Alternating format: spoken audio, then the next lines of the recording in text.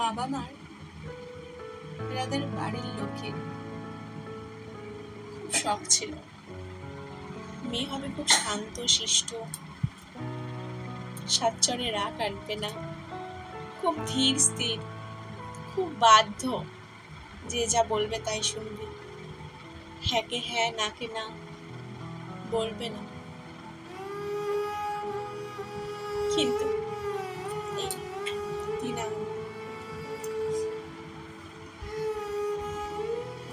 সবসময় যা ভাবা হয় তাই তো আর হয় না। না, বাড়ির লোকে সেই শখটা পূরণ হলো না, মেয়ে হলো পুরো উল্টো।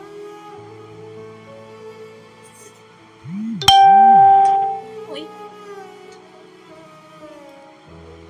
যেটা তার ঠিক মনে হয় সেটাকে ঠিক বলেই সে নেয়, যেটাকে তার ভুল মনে হয় ভুলকে ভুল, ঠিককে ঠিক ভুলকে ভুল বলার জন্য কে ছোট কে বড় সেটা কোনোদিন ভাবেনি, যার জন্য বাড়ির কাছে বড্ড অবাধ্য মেয়ে হিসাবে পরিচিত হলো।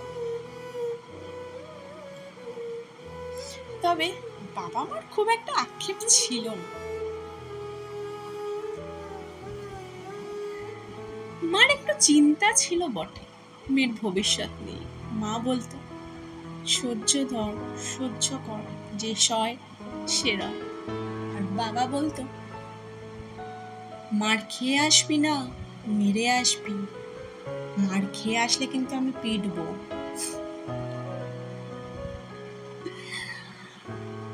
মা তো আর জানতো না না, যে সয় সে রয় না মা, যে সয় তার সাথে আরো বেশি হয়। তবে যাই হোক, বাড়ির লোকের খুব একটা সুনাম কপালে না জুটলেও মেয়েটির বাবা মার কিন্তু কখনো এসব নিয়ে আক্ষেপ ছিল না। হাজার হোক, একমাত্র মেয়ে, লাডলি বাবার রাজকন্যা। আর মা তো এমনি সফট মেয়ের প্রতি। তবে চিন্তা থাকতো ভবিষ্যৎ জীবন নিয়ে। এলো সেই ভবিষ্যৎ জীবন, যা আজকের বর্তমান জীবন।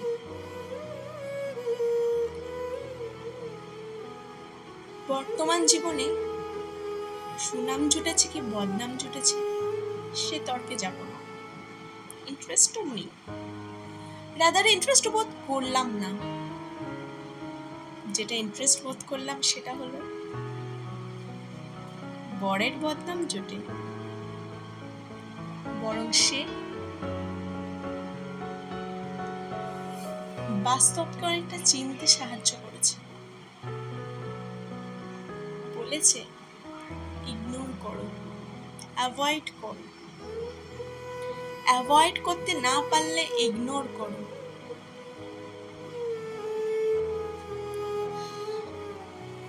কোথাও গিয়ে বলতে দ্বিধা হয় না, এক প্রকার স্বার্থপর হতে শিখিয়েছে।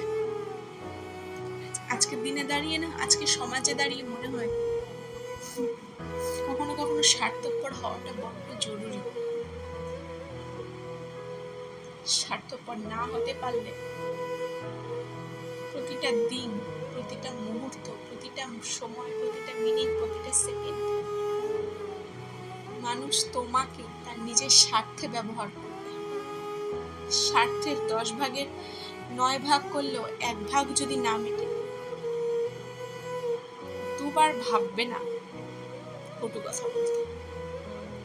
তাই স্বার্থপর হওয়াটা বড্ড জরুরি, সেটা শিখিয়েছে বড়।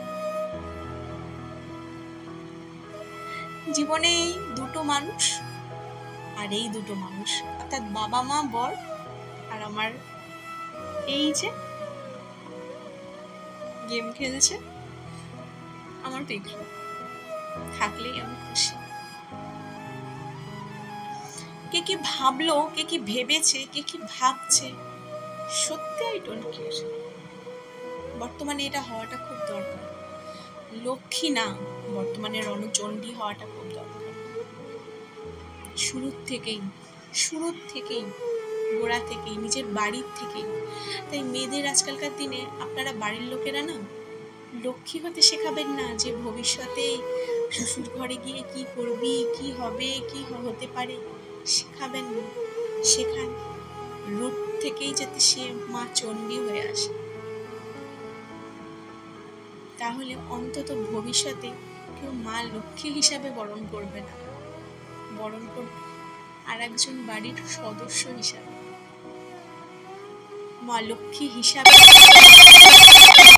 হ্যালো মতো